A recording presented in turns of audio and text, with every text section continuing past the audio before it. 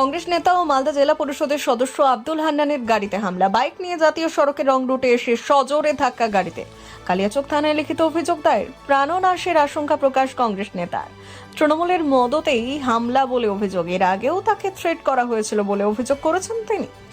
মালদা জেলা পরিষদের বিরোধী দলনেতা হান্নান বাবুর উপর আজকে আক্রমণের ঘটনা ঘটল। দুটো বাইক চালক হেলমেট পরা অবস্থায় মুখ ঢেকে তার গাড়ির উপর আক্রমণ করল। তিনি কোনো মতে গাড়ি নিয়ে শহরের দিকে এসে প্রাণে বেঁচেছেন। গত এক মাস ধরে আমরা দেখছি যে মালদা জেলায় তৃণমূলের কাউন্সিলর প্রতাপশালী নেতা বাবলা সরকার খুন হলেন। তৃণমূলের অঞ্চল সভাপতি উপর আক্রমণ হলো, তৃণমূলের কর্মী খুন হলো, পুলিশের উপর গুলি চলল। পরপর এই ঘটনা আমরা দেখে আসছি।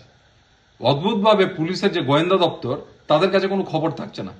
এভাবে রাজনৈতিক নেতাদের উপর যে আক্রমণ হচ্ছে, কারা আক্রমণ করছে, কিভাবে প্ল্যানিং করছে, কোথা থেকে অস্ত্র পাচ্ছে, কোথায় বোম মজুদ হচ্ছে, পুলিশের কাছে নাকি কোনো খবরই থাকছে না। কোনো ঘটনা ঘটছে, তারপরে পুলিশ তার কাজ আরম্ভ করছে। স্বাভাবিকভাবে এটা নিয়ে কিন্তু মালদা জেলার মানুষ আতঙ্কিত হয়ে আছে।